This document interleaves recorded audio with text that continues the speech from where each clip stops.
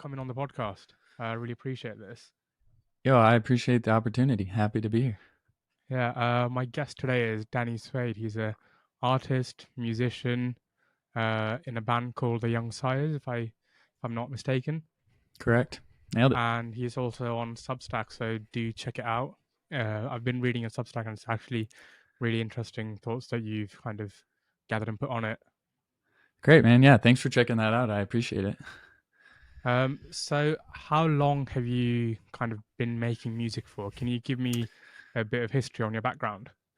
Yeah, I've been thinking about this, and there's kind of a lot to say. I think my music's in my blood for sure. So my family has been musical. I was raised around music for the most part. I was like thrown into piano lessons when I was young. So I've been doing music and around music basically my whole life. However, like my personal music project, Danny Suede, started in 2020. I started the Young Sires with my older brother in like 2017, but I've Yeah. been doing music basically my whole life. So that's when those projects started. But um, I don't know how far you want me to go into the background as far as kind of how I ended up here. But Yeah, you can go as far as you want. We got all the time. okay, bet. Okay, so the first, like I said, I was in piano lessons when I was little. Didn't love it, but it was whatever. But once I was probably 11, my older brother played guitar and he like started this band with kids from his school. And we had a space at our house. We had this like separate shop area where they practiced, and the drummer like brought his drum set over. And one day I was just hanging out down there with my bro and just like sitting behind the drum set, and I just kind of gave it a little go. Um and it was like the memory is like vivid because it was like once I got a little beat going, I was just like, oh, this is it. Like I just loved it. And I just, from that point, pretty much, I was playing the drums all the time. Like I would just sneak down there and just go to town just constantly. Till eventually the band kind of broke up and homie took his drum set. So I saved up some money. My parents gave me some money. I got a drum set. And then I was just straight playing 8 hours a day, like just all day playing the drums. And I eventually got the opportunity to play in the church that we went to.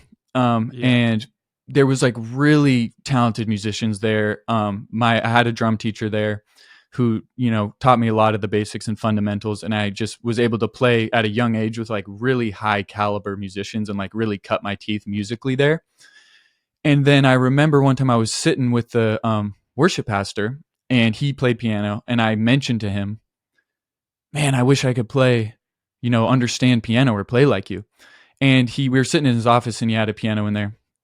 And he just like explained basic music theory to me, how to make chords and like how chords work, and explained it to me in like 5 minutes, just this kind of simple framework. And then from that point, I went home, started playing, using what he taught me to play chords and like play along to songs I liked and, do that. So that really got me into like actual music and like learned a little theory. And then I would sing along with Yeah. songs I liked and I would do that a ton. Um, so that's how I got into like actual singing and playing. But then and then this whole time I'm playing drums, I started doing drum covers, putting them on YouTube and stuff like that. Meanwhile, my older brother at a certain point who played guitar, he got in a rock band from Texas, and they just blew up right when he joined, and he got a tour all around the world, and they had a lot of success. And Okay. Wow. yeah, so he eventually brought me along at the time too, through drum covers. I got into photography and videography, and that's a whole nother thing, how I got into the visual side of things for my art. But I got into that. So when they brought me out, at first I was doing photos and videos for the band, and I got to go tour with them and be around that kind of thing. And then eventually, just due to like creative differences, he left the band, and me and him started the Young Sires, just me and him. So we did that for a while. Eventually, my younger brother joined us, and we've been ripping that ever since. And then at some point along the way, I kind of just felt that I needed a creative output that I was fully in control of, because with the Young Sires, sometimes it would be like, oh, I want to do this, or Ben, my older brother, wanted to do this. And there was just like I needed to just be free to like artistically express whatever I wanted. So that's when Yeah. I started doing Danny Suede and just started my solo project for that purpose. And which really helped the band in a lot of ways because I was able to let go a lot of times and just let things, you know, not be exactly how I needed because I had my own Yeah. project for that. Did your And other then brothers do that as well? no, so okay, so my younger brother, he did a solo project for a little bit, but he doesn't really do it anymore. And then my older brother, Ben, he has another project which I'll probably reference a lot called Carmen Jane. So it's a duo with him and this lady Carmen Jane, and I play the drums for them as well. So that's another project that I'm involved with now. But he has that project, and then he for the Young Sires, it's kind of his baby to a certain degree. Like it's mine too, but it's a lot of his brainchild to a certain degree, and he generally gets the say and gets to kind of steer the ship. So he kind of has that control with it. But yeah, so and then yeah, then I've just been doing my own thing since then. And I started producing. Like I got a laptop, and my brother's like, Ben is a super talented producer. He's been doing it for 10 years, just day in, day out. And so he helped me a ton through this whole journey, like learn how to produce because for my music, I just produce it all myself. Like I write and produce it, you know, 90 to 95% on my own. And he helped me learn how to do that and just, you know, learn to use Logic and the different tools and plugins. And he mixes and masters all my music too to make it sound good. So that's kind of how I ended up here. I know that's a lot, but that was kind of the rough journey. Yeah. No. So, what was touring like with your brother and his previous band? I mean, I Yeah. imagine that must have been quite interesting and exciting. Obviously, getting to travel all around the world. Yeah, man. So that's a great question. There's so much to say there. So I didn't go internationally with them. Generally, when they traveled internationally, they would hire crew overseas. But I got to basically go everywhere in the U.S. with them, and it was probably for a good year and a half, and it was honestly amazing. Some of the best experiences in my life. And it was especially crazy because I was lucky I had Ben there to kind of help me and show me the ropes. But you got to understand, like, this is a whole nother thing we can get into. But I left public school in like 8th grade to do online school. And then from that point, I was basically by myself like every day. So I was really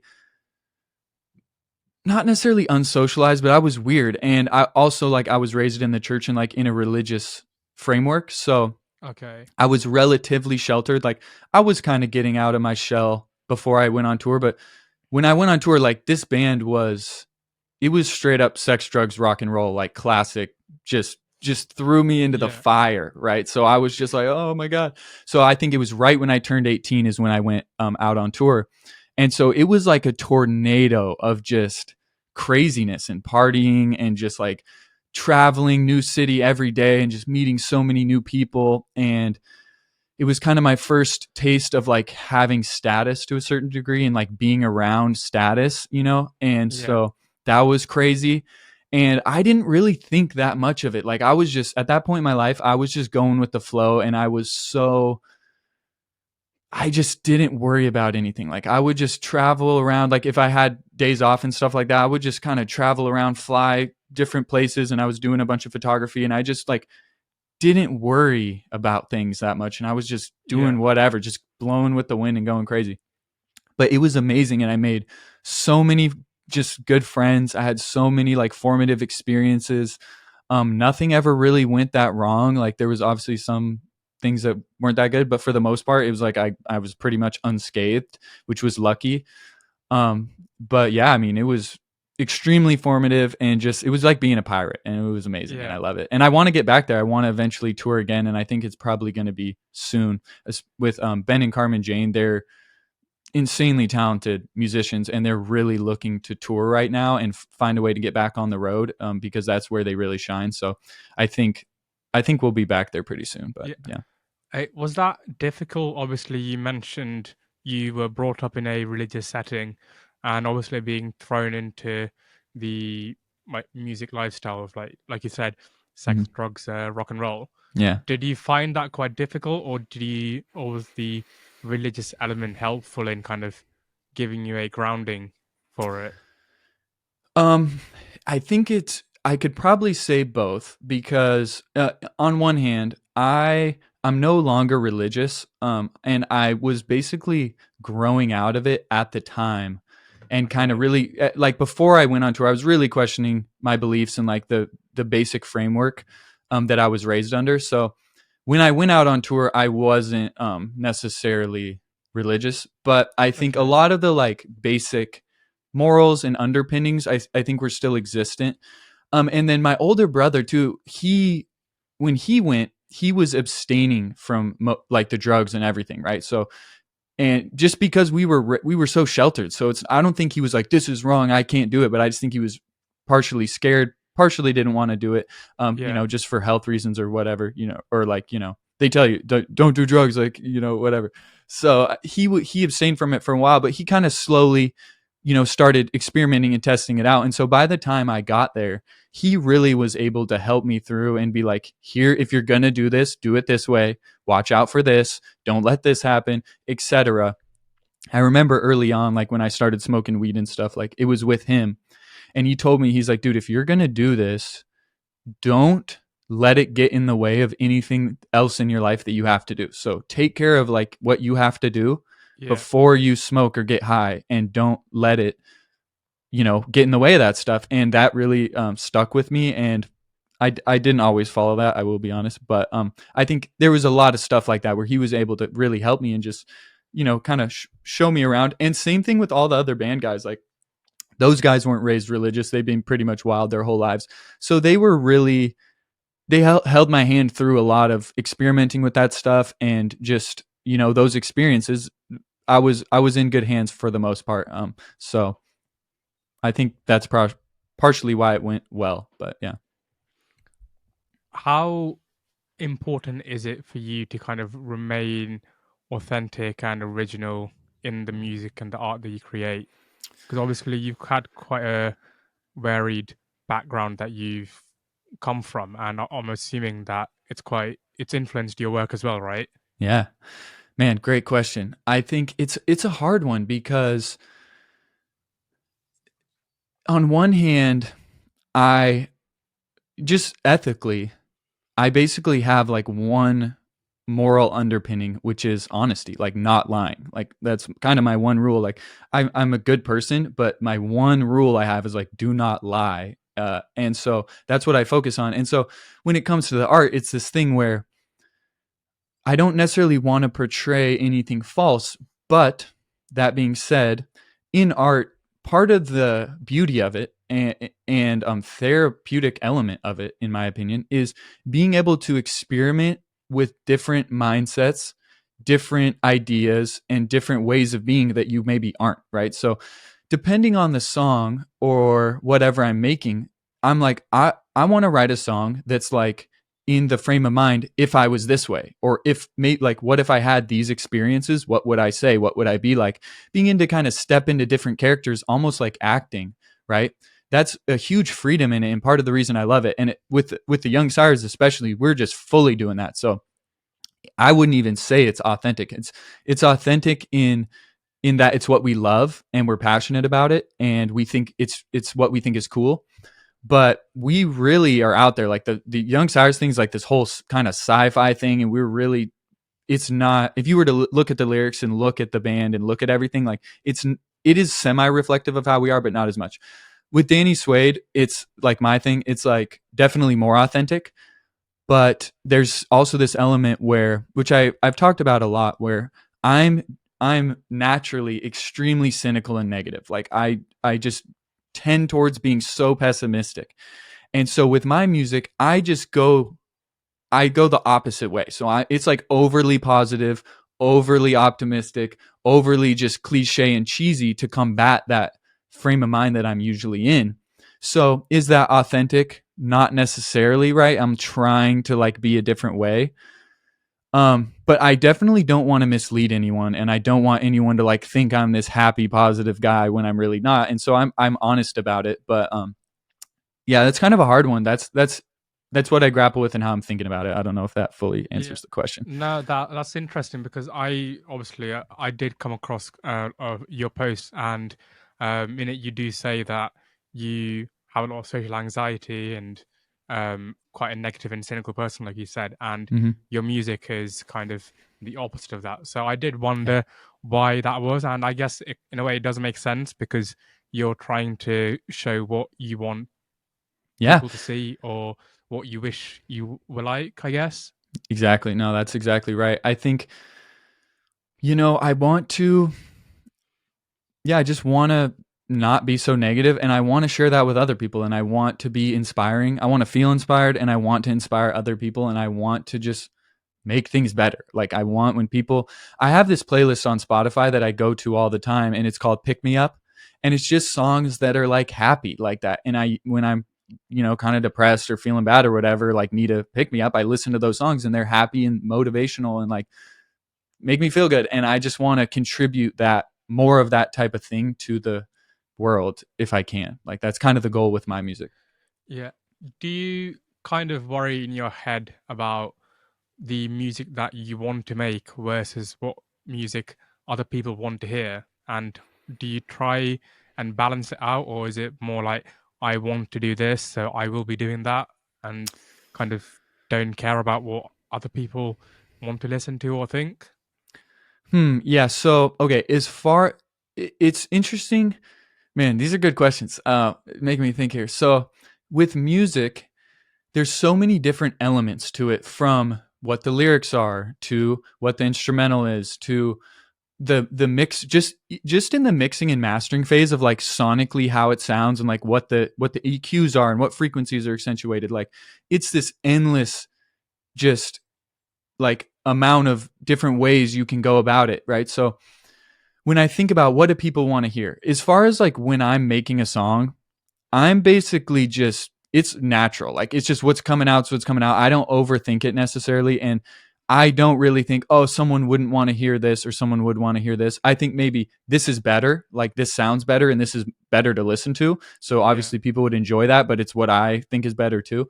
I think where what you're asking, that question of like, is it what people want to hear? Is it not? This for me comes way more into play in the mixing and mastering phase, because you could have a song that's like, it's all the different stems of the instruments and vocals and everything, it's 50, 100 tracks of different things. And like when someone goes to mix it, like beforehand, it could feel a certain way and come across a certain way. And then someone goes in there and mixes it and adjusts everything. And now it feels completely different. Right. And you could say, oh, but it sounds better. Like, it's more commercial and this is how it's supposed to sound for Spotify or for radio. And like, this is like professionally how it should sound and Yeah. it's professionally done, but it doesn't feel right. And it's like this in music, this has been a huge struggle for me. I've gone through so many mixing engineers in different ways trying to get my music to, because I want it to sound professional and good. Right. And I want it to smack and be loud and Yeah. like rip.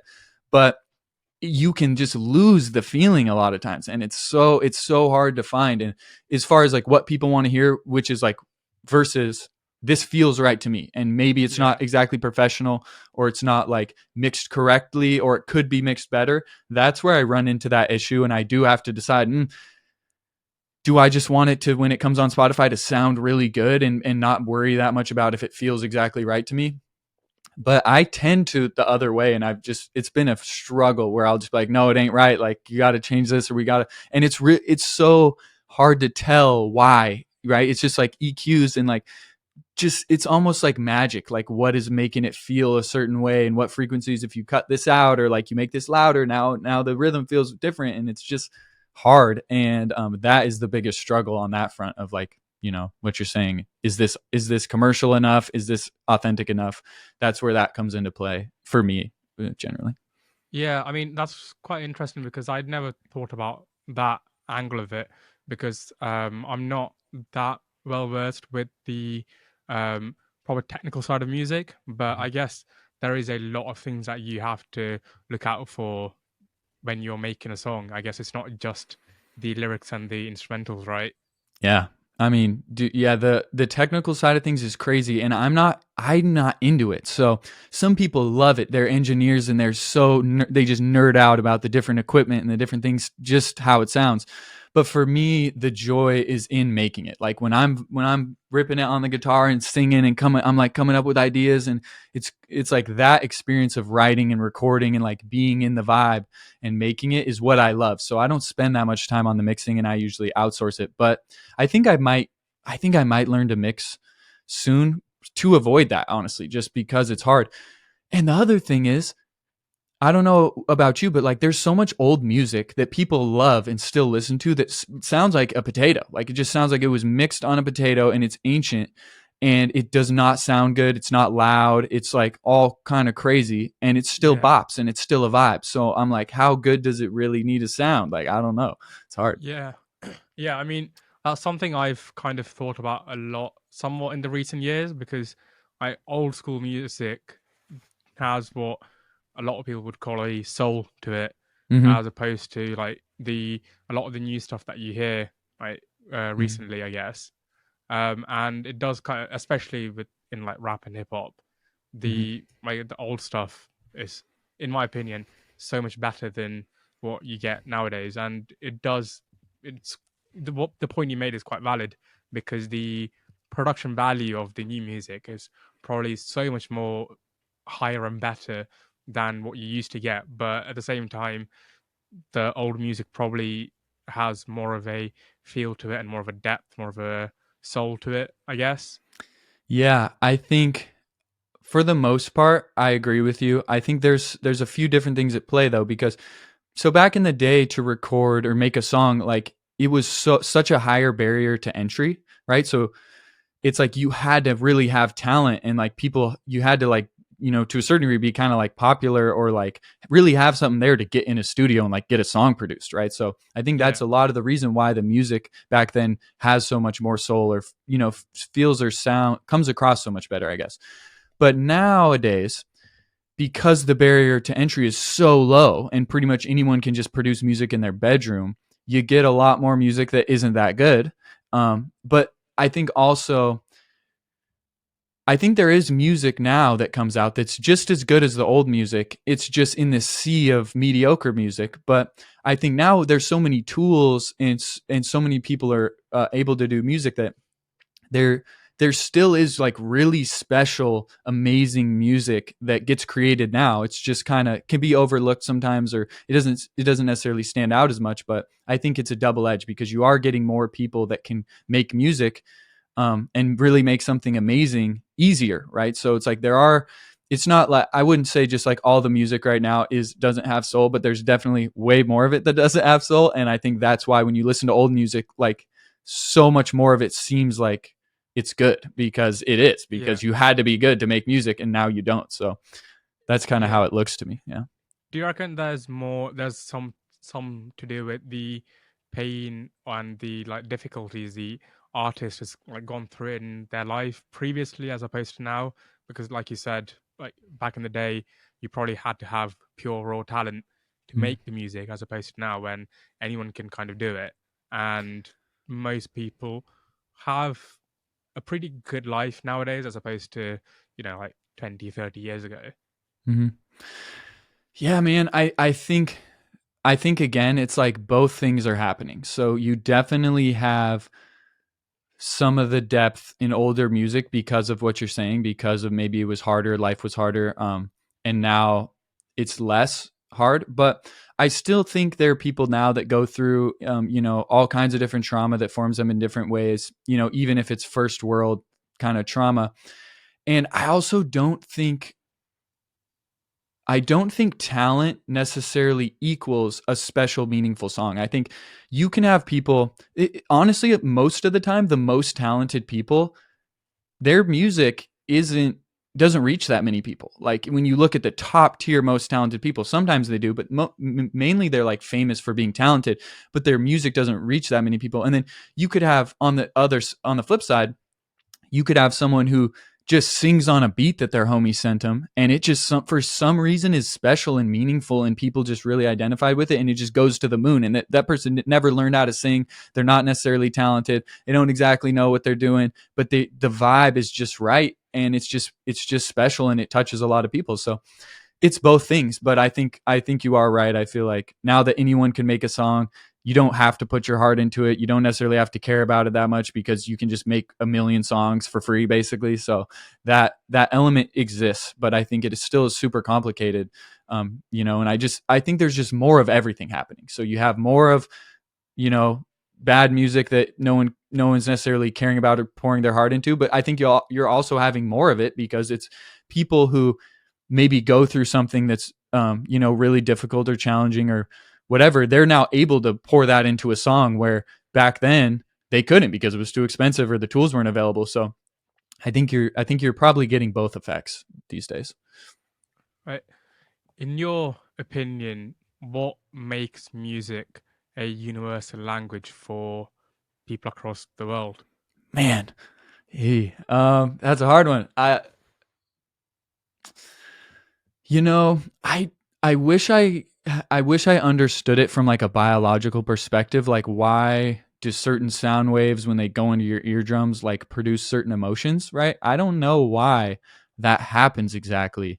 I think it has something to do with like expectation and priming. So like if you hear a certain tone followed by another tone, that can either be like relieving or like cause tension because it's dissonant. So like that just pulls your emotions in certain ways where it's like uncomfortable and then comfortable and then a mix and ebb and flow of that.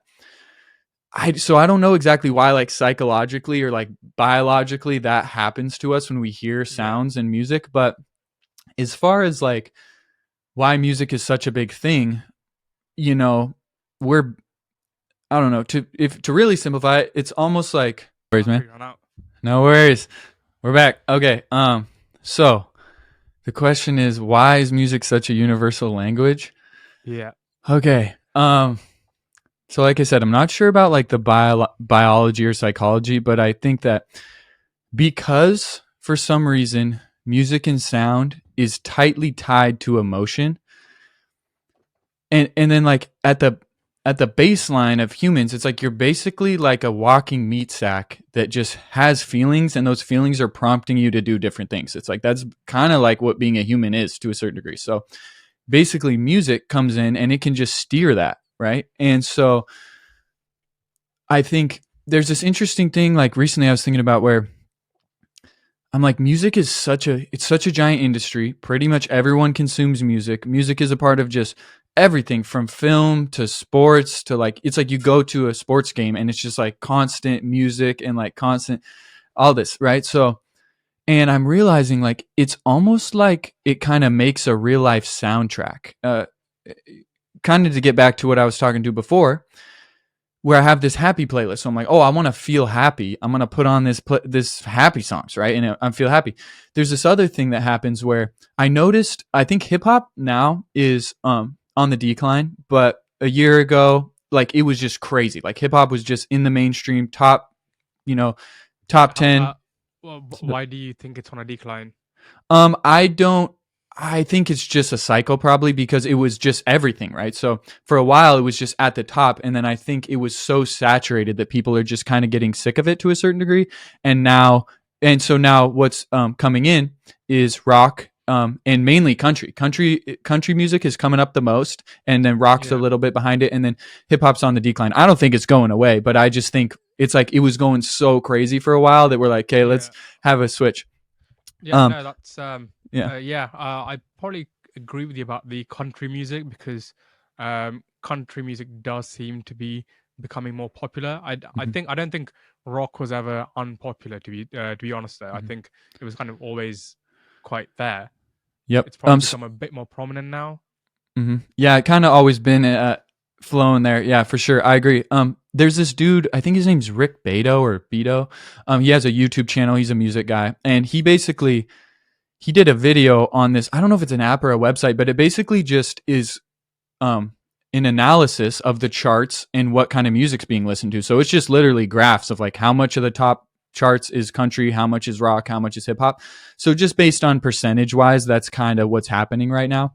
But I agree with you. I think there's always been kind of an undercurrent of rock to a certain degree. But to go back to the hip hop thing, why when it's so popular, right? And I think there's this thing where I don't know if you've ever done this, but it's like if you're like in your car driving and you're listening to like hip hop or like some gangster music or something, right?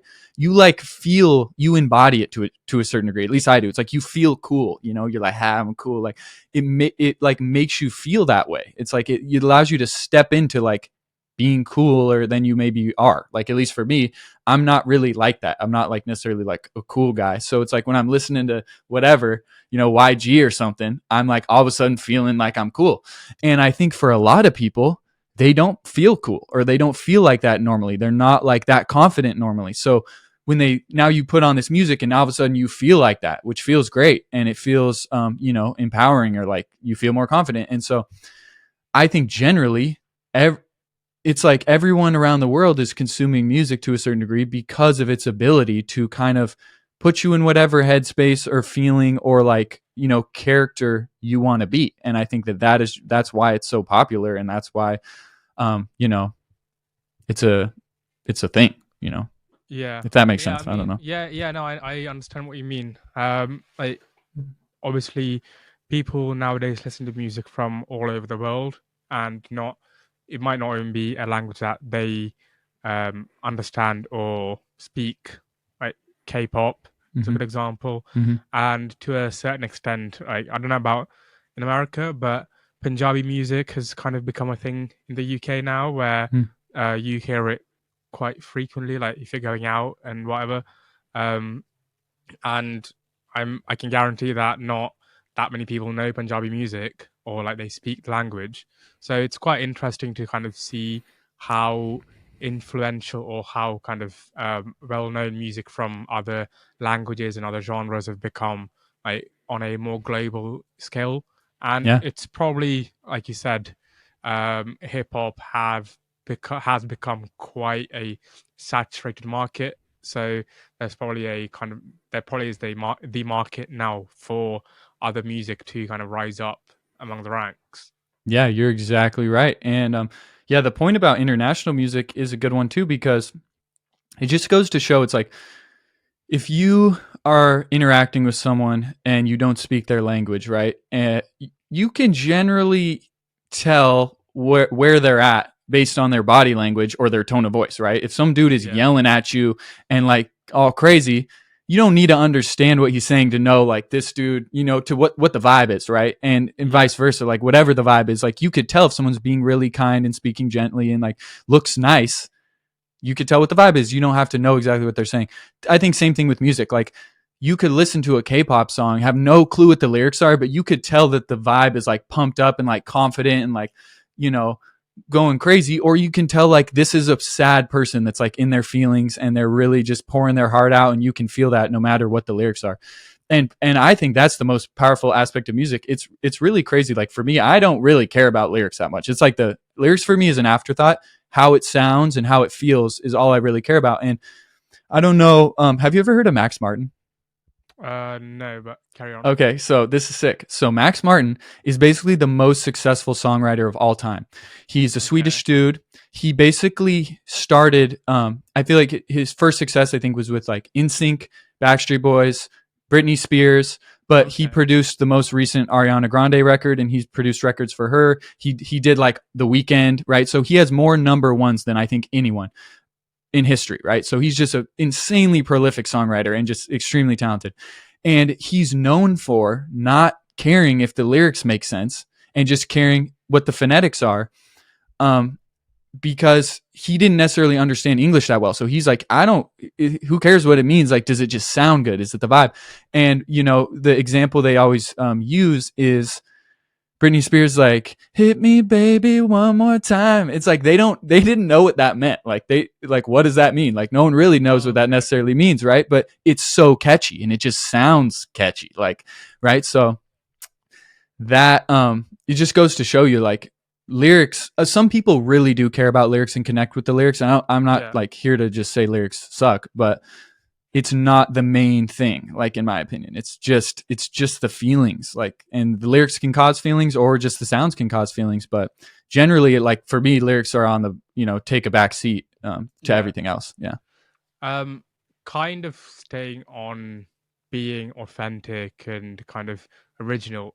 How influential do you think the rise of AI is going to be in the music and the art that's going to be made. Because my assumption, maybe till a couple of years ago, was that the rise in AI and automation is going to clear out blue collar working jobs.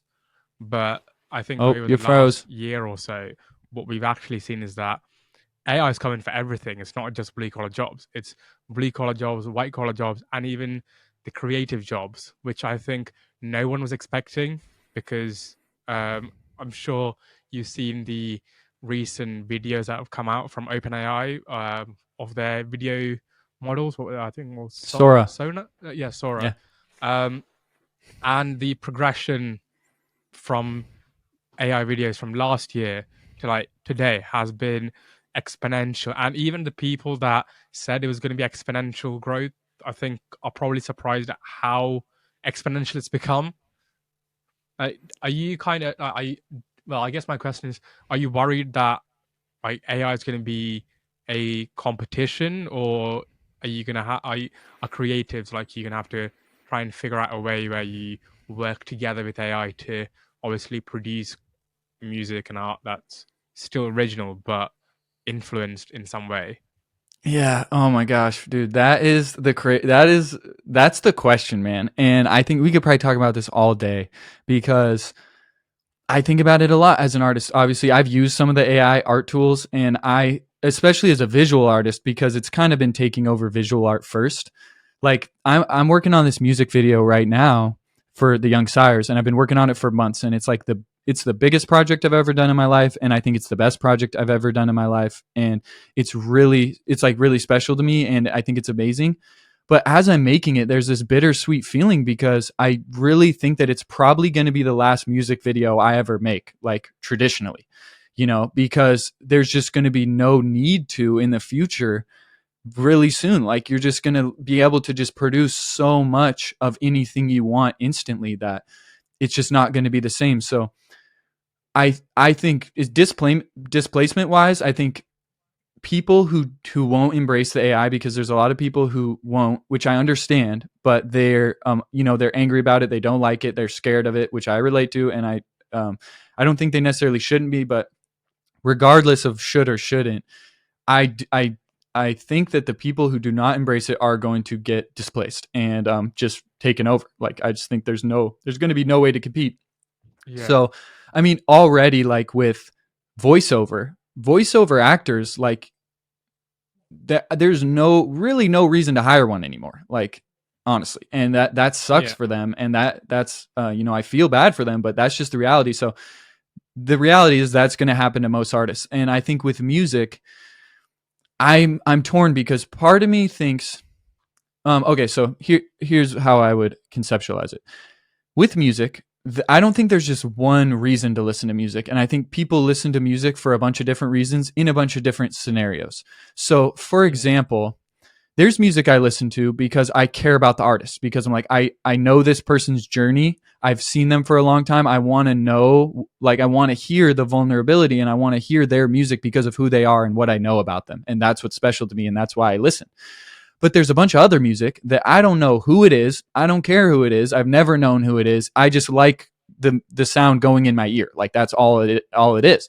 So yeah, I think AI will replace that, right? Because for example, like a lot of times when I'm working, I put on just like lo-fi study beats, right? And I'm trying to find, there'll be ones I like, and I'm trying to find different ones that I like to put on my playlist. And I just wish, I was like, I wish there was just an AI that just continually produced these lo-fi beats that are just like evolving as it goes, and it just keeps in the vibe and it's not switching around. And like I said, I don't care who the artist is. I don't know who the artist is. Um, yeah, and it all sounds like relatively similar for the most part. So I think a lot of that stuff, like it's AI is going to do it, man. Like it already is doing it. And so what's left when I think about my journey and what I'm trying to do, like I want to create community, I want to create meaning, I want to take advantage of the last things that will be left to humans, which is like it's that connection. It's like a person wanting to listen to my song because of what I'm saying that only I can say. And AI could copy that, but I don't think humans are going to connect with a computer in that way. Like, what did the computer just, synthetically produce all of a sudden? So I think that is where I think visually it's going to just go full AI. Like there'll be a thing I think where people are like, "Oh wow, you really painted that or you really made that art. That's really cool." But for me already, I'm just like I use AI for stuff all the time just because I couldn't afford to hire someone to do the kinds of stuff it could do, and it enhances my workflow. And it's like, oh, I could spend, a week building this, or I could spend 5 hours building this. What am I going to choose when I have a finite life? Like, it's just, I don't think there's competition there. So Yeah. I do think it's going to displace a lot of people. And I'm hoping that we find a way for that to happen without causing a lot of harm and like ruining people's lives. But I do think it's a wave, man. And it's moving so fast. Like it's crazy. So, Yeah. Yeah, I think like with how quickly it's moving as well, I think quite a lot of people are going to find themselves without jobs essentially, like in the next like few mhm. years. It's like you've kind of seen that happen with news organizations like BuzzFeed. They they went under, Mhm. like, and I think Vice as well. But although I don't think Vice switched to AI, switched to using AI, I guess. But I mean, I guess my question to you would be: do you reckon that using AI, obviously, like you said, AI is going to be able to do what, 12 weeks worth of work in like 5 days or like 5 hours, Mhm. and obviously, do you think the market's going to become really saturated that the art that gets made can kind of lose its meaning and value? I think some of that will happen. I mean, I don't think it's exactly the same as like digital cameras coming on the scene, but if you think about it, like imagine before there was digital cameras or really cameras at all, the only like pictures that were there were paintings, right? It's like people had to physically paint a painting. And if you were going to look at a picture, like that's all there was. So then here comes cameras and printing and stuff. And then now there's just a million pictures everywhere, right? And did that completely ruin the value of a painting? No, I don't think it did, and I think it degraded it to a certain degree. And like there was a lot of painters that were out of jobs probably, but I think we still appreciate a painting, and there was more saturation. I think what's partially going to happen is the bar's just going to get raised. So as Yeah, there's this insane flood of AI art already, like for me, like I could tell, like I'm on Mid Journey and stuff using it so much, like I could tell when an album art's AI art a lot of the time, and it feels away, right? And it's like that person could do whatever they want, but I'm like, I can tell when there's no care to a certain degree put into it. However, you can put care into making an AI art, like prompting and everything is an art in itself. And if I'm creating AI art for like a background for a music video scene or a texture for one of my 3D models or like whatever, or even a reference, right? So I'm looking at this AI art to create a 3D scene. Like I spend a ton of time just getting a million iterations till it feels perfect, until it looks exactly the way I want, until it feels right. And that still takes a lot of time and care. And it's like, I care about what I'm doing. So I don't yeah, think it's going to degrade everything fully. It will to a certain degree, but I think the bar is just going to get raised even higher, the same yeah, way it did with, painting or photography or whatever. Yeah. yeah. I something you said previously, it's quite interesting. Do you really not think that people are going to be able to kind of connect with AI music and AI art? I mean, I get the kind of understanding that obviously someone who's older might not be able to connect with music that's been made by AI, but surely someone who's growing up and is like a baby or a kid, like they're probably going to grow up along with it, and I'm sure that um, those people are going to be able to connect a lot more with the AI art than maybe even human produced art, I guess, because I think I don't think we're that far off from AI being able to mimic human emotions or be able to connect with people on an emotional level. I think I honestly think we're probably like 5 years or even less away from that, just because of how Yeah. exponentially it's grown.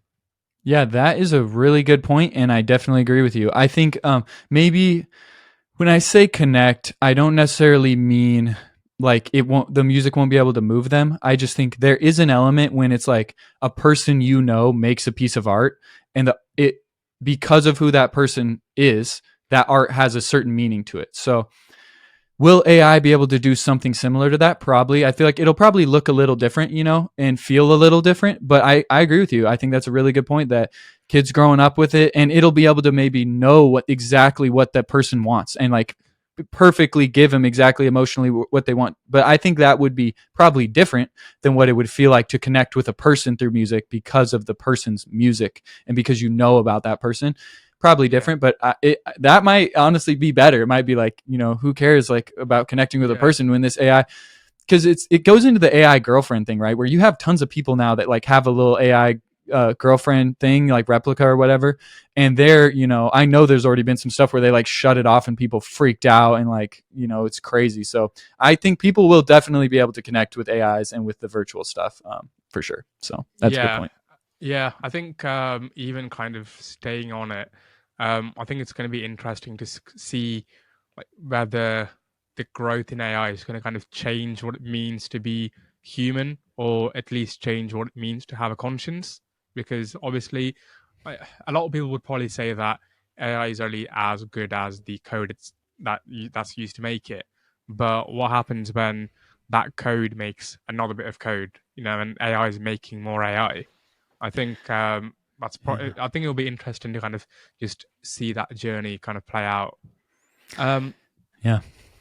yeah, I what is your kind of opinion or take on music and art being like heavily politicized like nowadays? Because do you think the art should be kept separate from the artist, or do you think that the art and the artist kind of always stays intertwined and kind of connected? Man, you were bringing the questions today. That's a crazy one. I think it's hard. I have trouble personally with shoulds and shouldn'ts because I don't know. It's like I just think there just is, right? There are people who are political with their music, and if that's the art they want to make that has a meaning, that has a political underpinning or tone, or they have a certain motive with their music, like that's their prerogative. And I don't necessarily think I could say that they should or shouldn't do that. I could maybe disagree with them, and think that that's not good for society, depending on what the view is or whatever. Or I could think it is good for society and they should do it. So I think it depends. And then yeah, separating the art from the artist is a crazy one when you think about like Michael Jackson or like R. Kelly or like these figures that have Yeah, like done like some heinous things, and then their art is just so good and everyone still loves it. And like, how do you think about that? I yeah, like I said, I don't know. I generally think that to me there is kind of a line where if the person is still alive and are benefiting from your support, that's different. Like whereas you have Michael Jackson who's not alive, so if you're listening to his music, it's not like supporting him doing what he's yeah, doing. So that to me changes it to a certain degree. And do I think if people listen to R. Kelly's music, that's bad now based on what he did? I don't know. I think I probably, for me, it's just like got a kind of a bad taste in my mouth. So it's like even now, if I listen to Michael Jackson, I'm just like, it's a banger, but I'm like, and it doesn't feel the same to me. Like, so that's yeah, me. But yeah, as far as right or wrong, man, that's a really hard one. Like once you start drilling down into ethics and like what should or shouldn't be, or what, how we should act, like that, those questions get incredibly deep, incredibly difficult, and incredibly controversial. And I don't feel confident really knowing or saying it should or shouldn't be a certain way personally, yeah. because those, for me, that's a really hard question. Yeah, no, I think like what happened with Kanye was really kind of just interesting, really fascinating to kind of just see how it all kind of went to shit essentially, Yeah. for him anyway, because obviously he said a lot of anti-Semitic stuff, and then Mhm. Adidas dropped him like really quickly, and I think it turned out Adidas was sitting on $1.3 billion worth of Yeezys and like Yeezy products, and for the first time in ever, they made like a loss of what was, I think it was $62 million, as Wow. opposed to kind of like the year before where they were making a profit of almost $500 million. And then obviously he got dropped by his label. Did he get dropped by his label? Or I'm not sure. I'm not super tapped into that whole situation, and I haven't really processed it a lot, honestly. Because you're right, it's really crazy situation, honestly. yeah, so and obviously, like, I don't think people have kind of stopped listening to Kanye, and also it's just more interesting to kind of just think about, like, are you really listening to Kanye for his political views or not? Probably not, Yeah, right? yeah. I mean, it's a It's feeling you want to feel a certain way. Really, at the yeah, end of the day, I think. yeah, and like one thing that he did quite recently was um his latest album. He's not releasing it widely on Spotify or YouTube or any of these streaming platforms. He's going to release it as as an album that you have to buy physically or maybe even digitally. I'm not sure, but Hmm. what's your opinion on that? Because the reason he said he was doing that was because the streaming platforms kind of butcher the artist and kind of make the art almost worthless by making it so widely available, and where you're not really buying it, you're just kind of putting it on the platform. And I think the money that Spotify pays the artist is really, really low as well.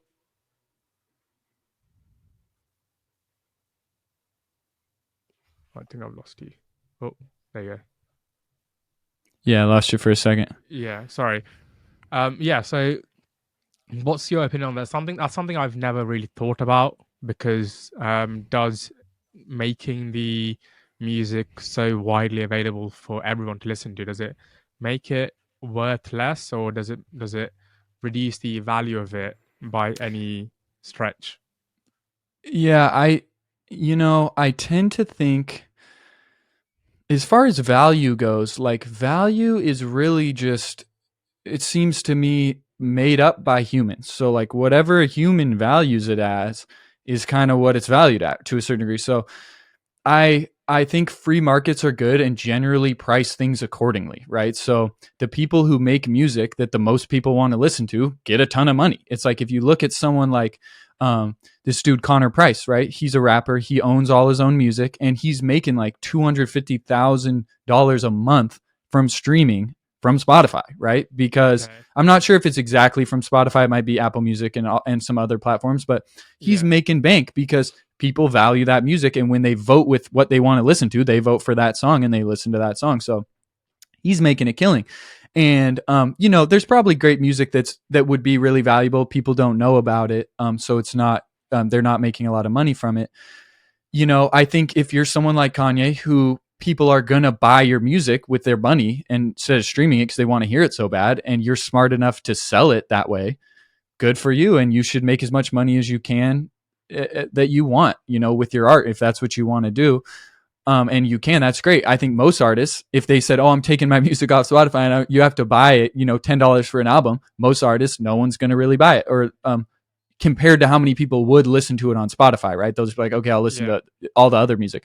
So that is kind of a hard one. And then there's this massive controversy. If you go on Threads, at least on my Threads app, like it's all these artists on there basically complaining about getting no plays, getting no money from their streams, and wanting to take their music off Spotify and being mad at Spotify, which I could sympathize with and I understand. However, there's this trade that I feel like people aren't acknowledging with Spotify, where because of their algorithm, like at least for me, they give you so much free exposure. Like of the people that are listening to my music, like right now, I probably have I can actually just look at this. So I got about 12,000 monthly listeners. So right now, every month, you got about 12,000 people listening to the music. So if I look at the breakdown of where those people are, where they're listening from, right? So I'll just pull this up real quick. If I go here, let me see, audience.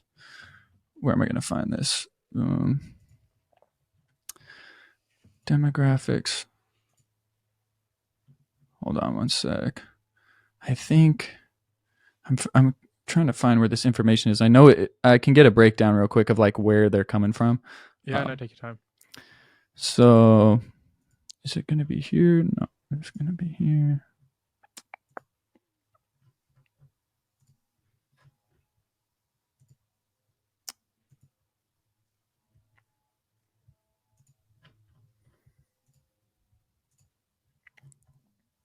I think it might just show on the phone. Hold on one sec.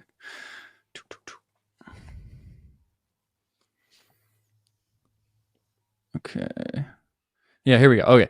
So, um, of the 12,000 people that are listening, you got 5% are listening from my profile and catalog. So that's, people are actually on my page, either from an ad or something.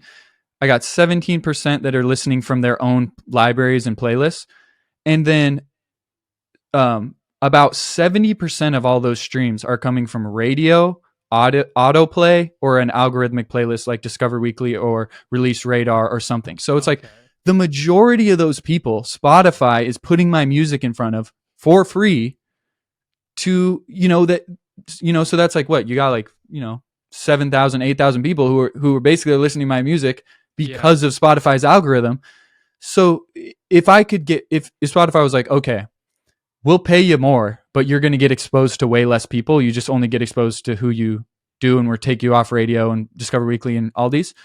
Would I take that deal? Probably not. Like, I want the exposure, and I'm personally just going to find other ways to monetize the audience and provide value to them in exchange for money than my music. And hopefully, the better music I make, I'll eventually be getting more money for it from it. Yeah. But that's kind of how I think of it, and I appreciate that. That's why I love Spotify. When most people are like, Spotify's like screwing artists and like they don't care about artists, I'm like, dude, it's like they're giving me free advertising every day. Like Yeah. I'm stoked about that personally, and that's how I choose to kind of look at it in a positive way rather than complaining. Which you can Yeah. complain, and I see the other side. I wouldn't say there's nothing there, but yeah, Yeah, no, yeah, I mean, you're right. Obviously, you get a ton of exposure from it.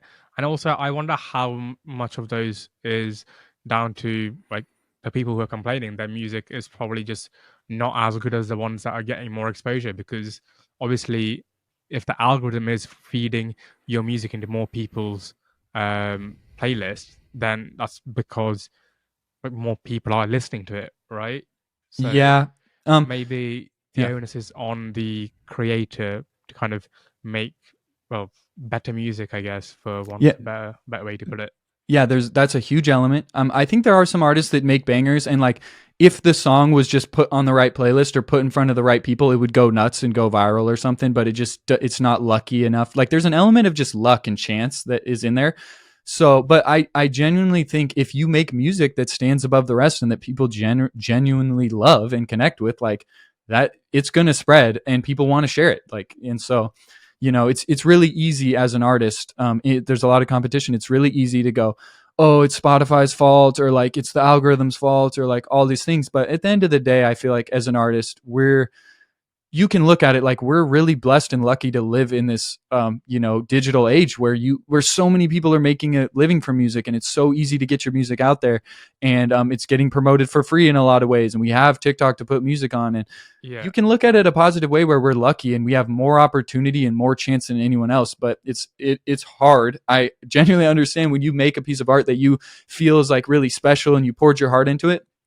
It's like really hard to maybe look at that and go, maybe it's not that good, or like maybe people don't like it. Maybe just people don't like it, and that hurts, man. yeah, That sucks, and that's hard to do. And so I feel like most people generally just look out and find what they can blame out there, And I'm just as guilty as yeah. that as anyone else.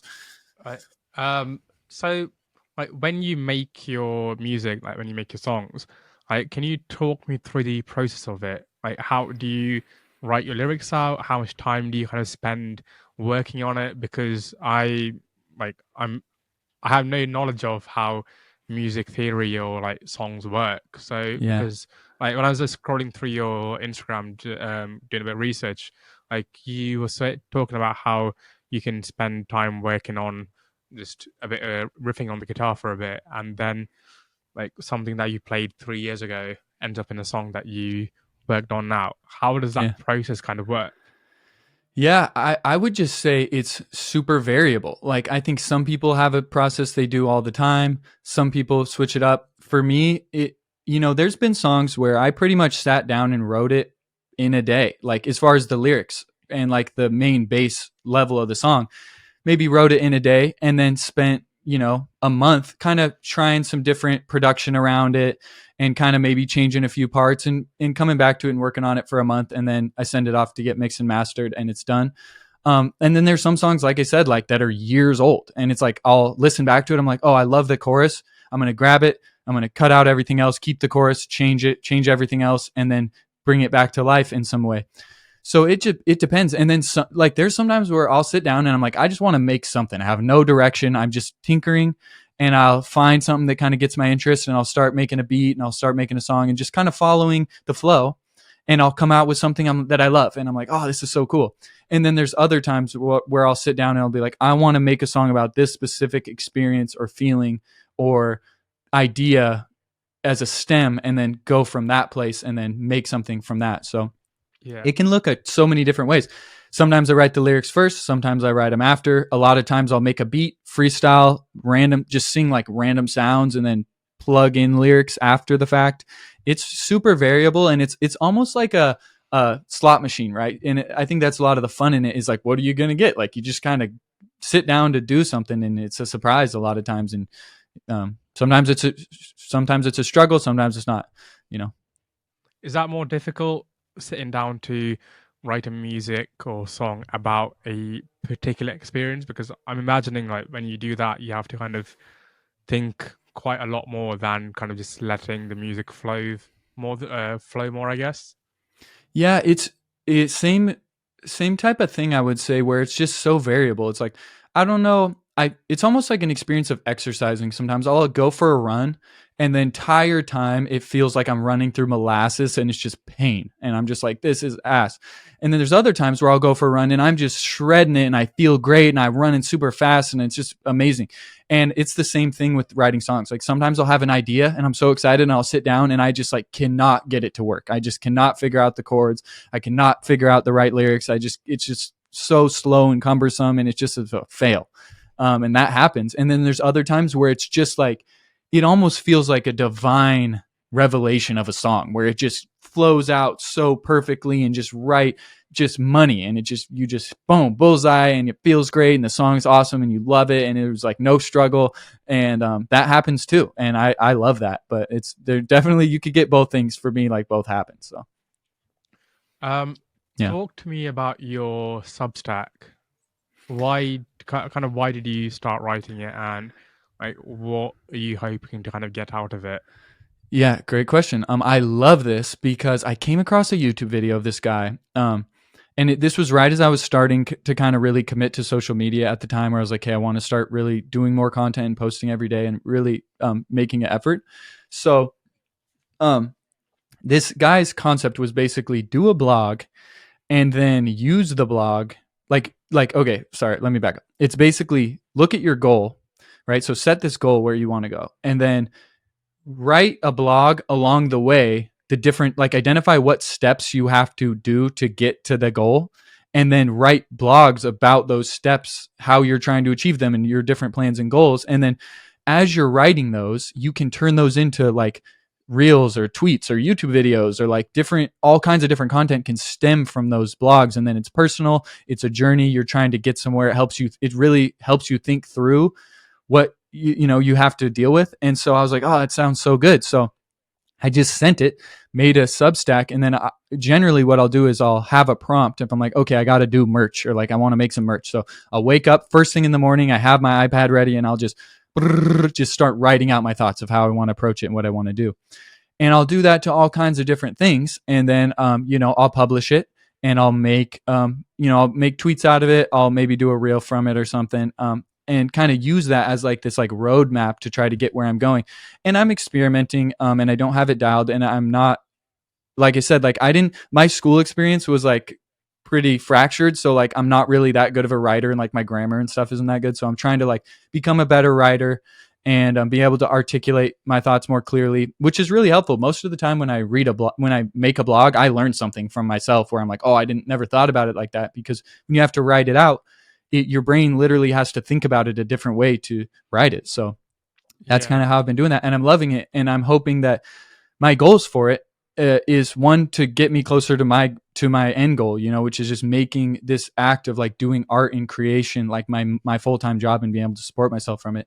But I also want to. So much of this journey is really, to be honest, discouraging and difficult, and it's hard. And a lot of times I feel alone. and I feel like I suck, and I feel like it's just hard, and I'm like, am I just lame? Am I not good enough? And what? And I don't, like, it's isolating to a certain degree. So like I want to Yeah, I can share those imagine. aspects. Yeah. And maybe relate, other people can look at that and go, oh, I feel that same way. Or they can learn something as I'm going where, oh, I figured out this way of thinking about this thing or achieving this thing. They can look at the blog and do it themselves and don't have to go through that alone. And I can maybe help people in that way. So that's kind of the goal for it. Yeah.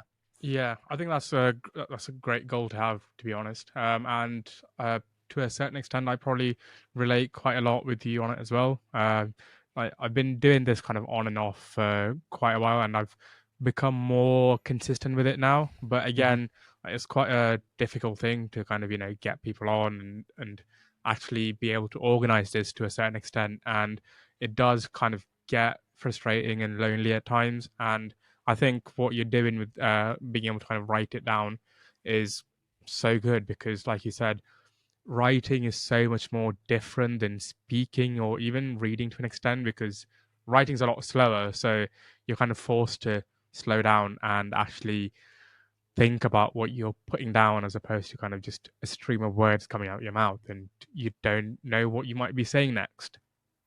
Yeah, I totally agree. It's super helpful, super beneficial. I honestly would recommend it for anyone, even if you don't publish it. Like, just writing is super helpful.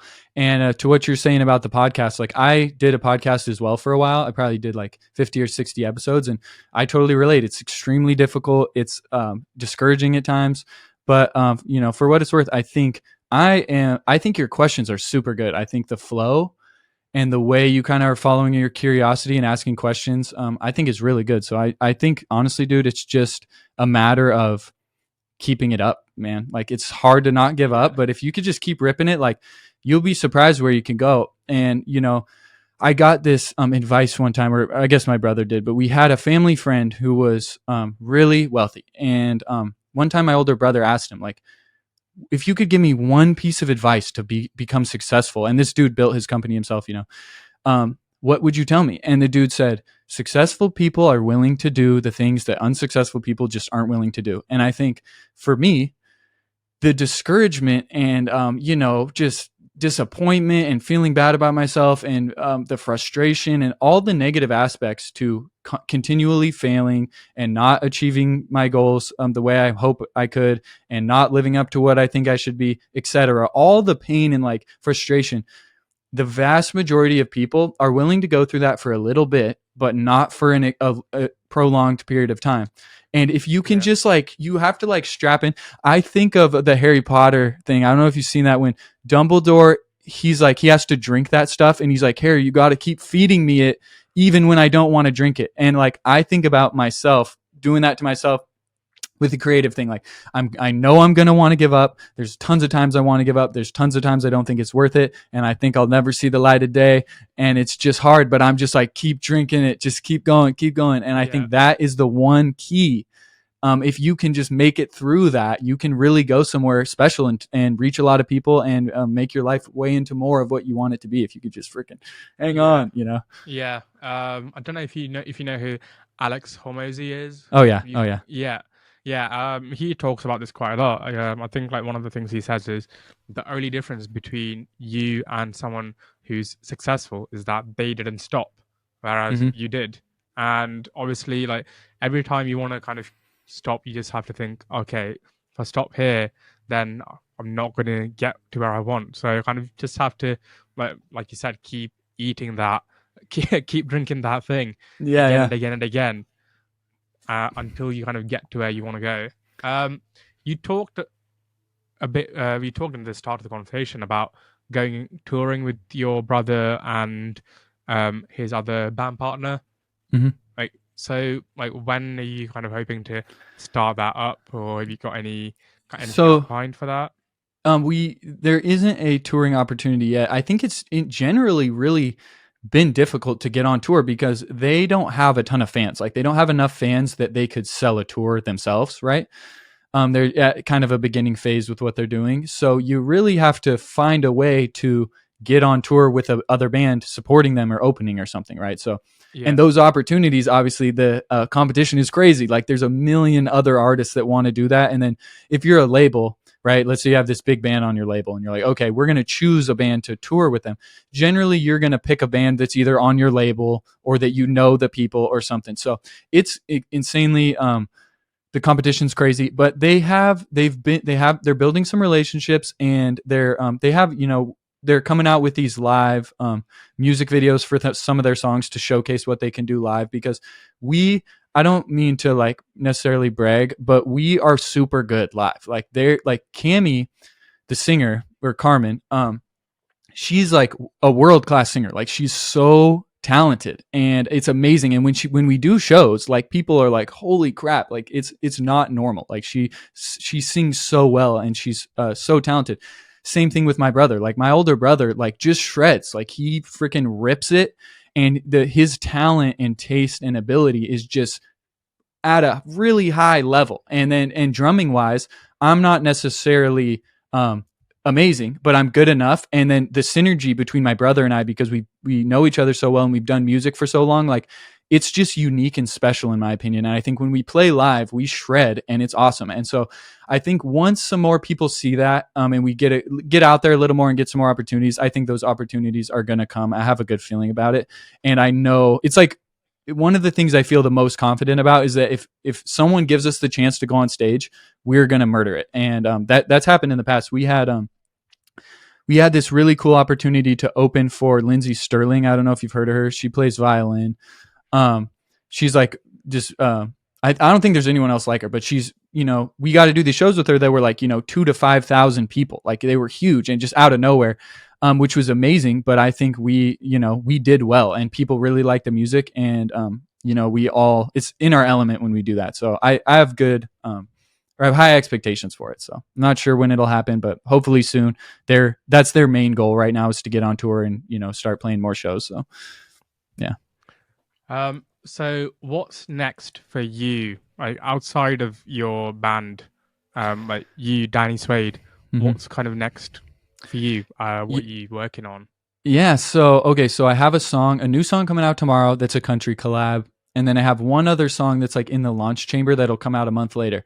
But after that, I don't have anything in the tank. And to be honest with you, I'm not fully sure what I'm going to do yet next. But I think I'm going to make a massive change in my life. I'm slowly changing a lot of things, but I'm at a point in my life where I'm getting to an age and just a point in my career where I just think I'm going to really switch it up. Like one of the things I've been doing is simplifying my wardrobe. So I'm buying like all the same clothes. Yeah. And just to wear the same outfit every day. Right. And so I'm trying a bunch of different things, but I'm slowly dialing it into and I'm doing this in a million ways to just simplify my life. I'm going to be selling most of my stuff, getting rid of as much stuff as I can, and probably moving. I'm in Orange County right now, but I think I'm going to probably go overseas or something. And because I work remote, so I'm not really tied anywhere. And I think I'm going to, just really try to dial in and focus. I think I've been doing social media, posting every day and really focusing on it. But I think it has enough of a negative toll on my ability to focus and my mental health that I think I'm going to stop doing that. And I'm going to go back to what I used to do, which is one day a week, I log on to, I upload or download all the social media apps, log on, post, and kind of scroll for 2 hours.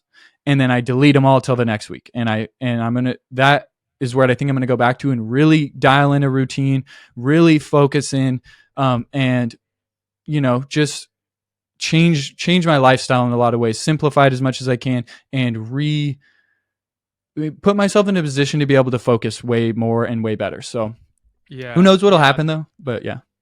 Yeah, I think that's one aspect of it that people don't really think about, because obviously I think it's pretty like well known by now that social media just zaps your complete ability to focus if you use it for like quite a long period of time. And I think obviously when we have to put content out, we kind of keep doing it, we're on it, and it's never just posting something and then like coming off it. You post it, scroll it, check other stuff, and then you're kind of sucked back into it. And I think, yeah, like you said, probably that's quite an interesting thing to kind of consider.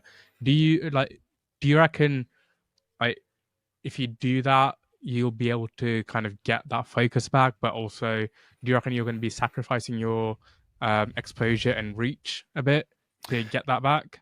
Yep, I think that it is a sacrifice. It's not a zero sum type of thing, but I think um, you know, I it's not like I'm not going to post, and I do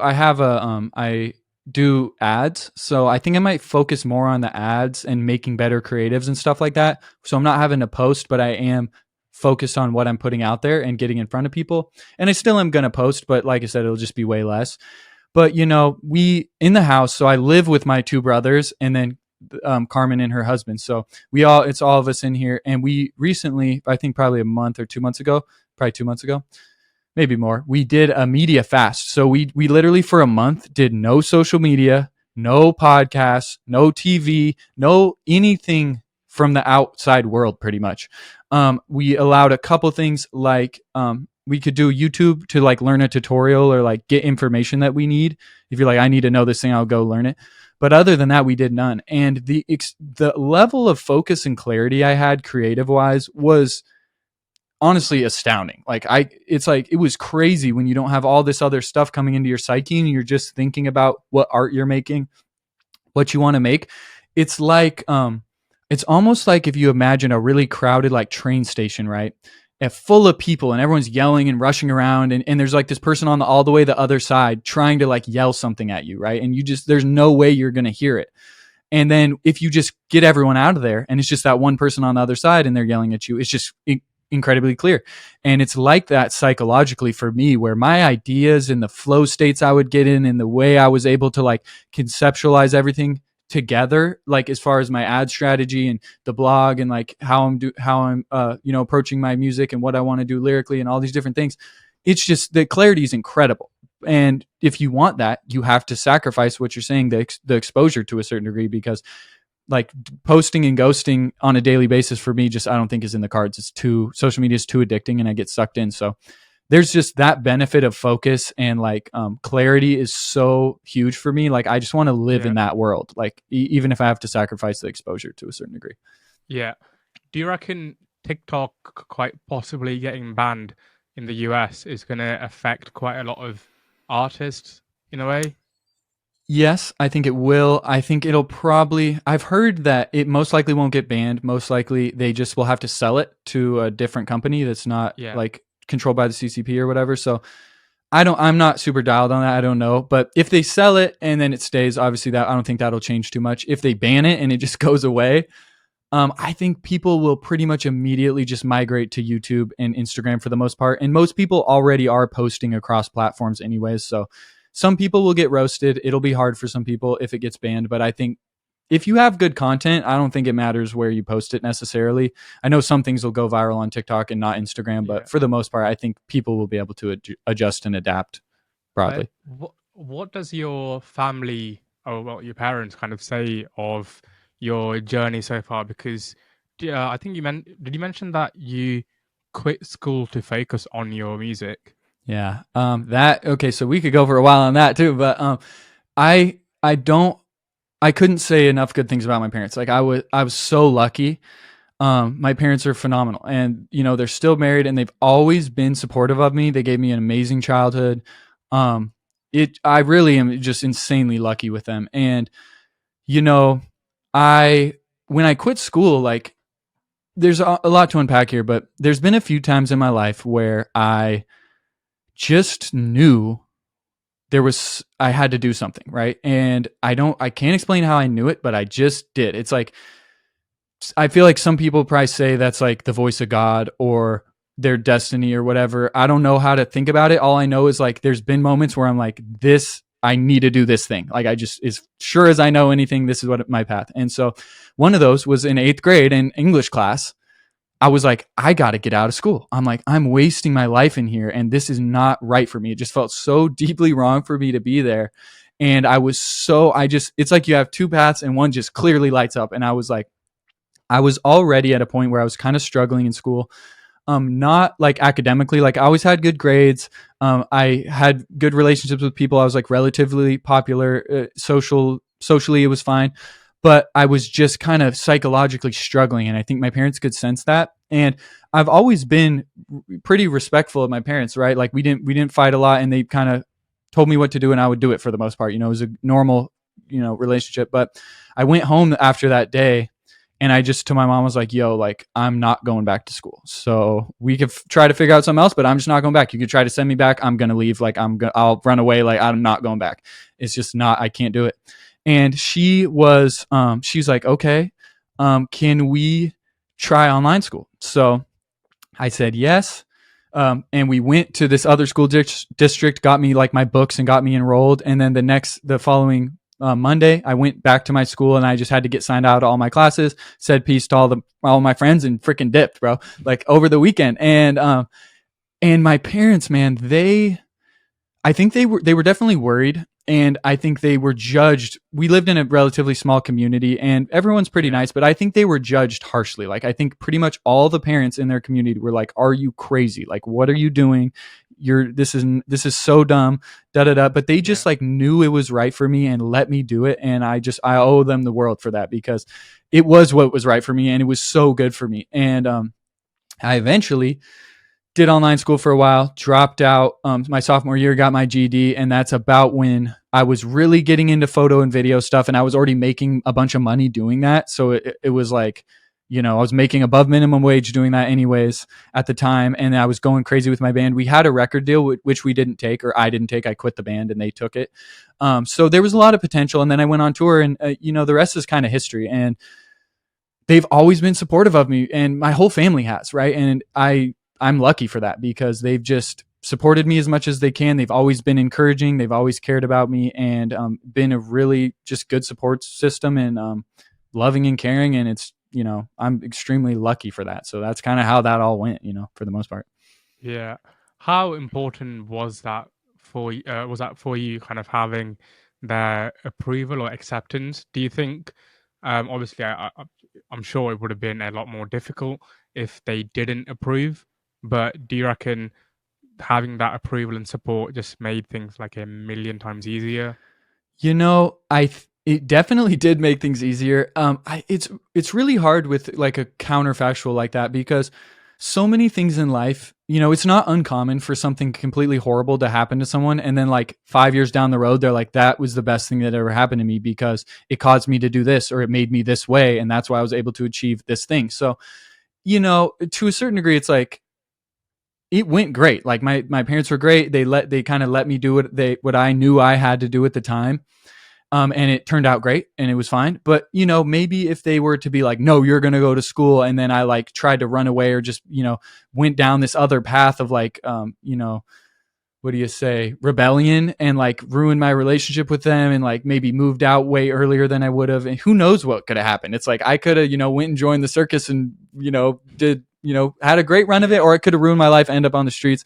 There's no way to really know. And so it's hard for me to guess that. But I do know that I am grateful and thankful for what did happen and the way they were with me. So Yeah.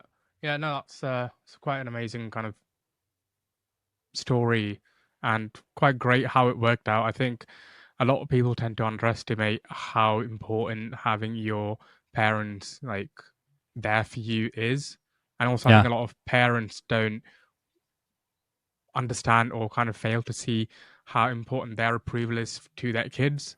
Hmm. Because I think like one thing like that surprised me quite a lot on what I do is that my mom tends to share the podcast that I upload like with her family and her friends and everything, and I'm thinking, oh shit, okay, like it's she at the very minimum she understands why I'm doing what I'm doing, or at least she approves of it, and it is quite a warming feeling inside to kind of just have that. So I completely get where you're coming from when you Yeah. say that. Yeah. Um, Oh, sorry. Go ahead. no. Sorry, go on. I was just gonna say that I think there's a distinction where I've heard Joe Rogan say this thing where he's like, most of the successful people he knows had like a traumatic childhood, right? And there's something about trauma and neglect and stuff that a lot of times like drives a person to become incredibly successful, right? And so I think there's this thing where, as far as like material success, not having that support or having the need to prove something to like a parent that like won't accept you or whatever, that can like lead to a lot of success sometimes, right? Not always, like it can also lead to just complete, the other side of that.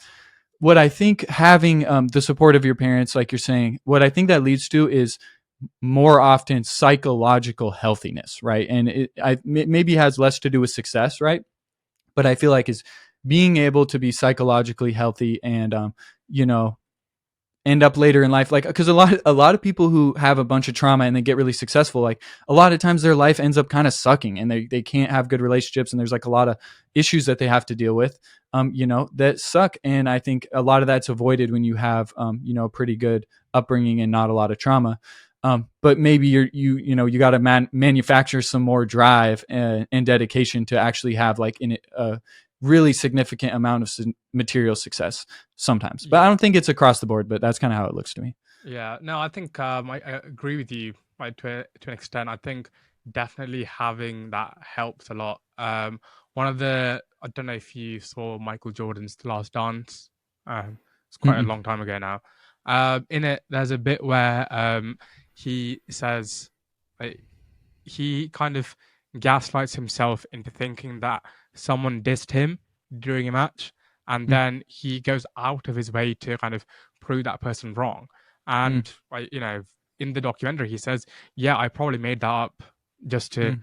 give myself that extra juice." And yeah, you're right. I think maybe a lot of us do kind of tend to manufacture um, haters or hate in our own heads to kind of drive ourselves forward and probably give ourselves a bit of purpose and meaning.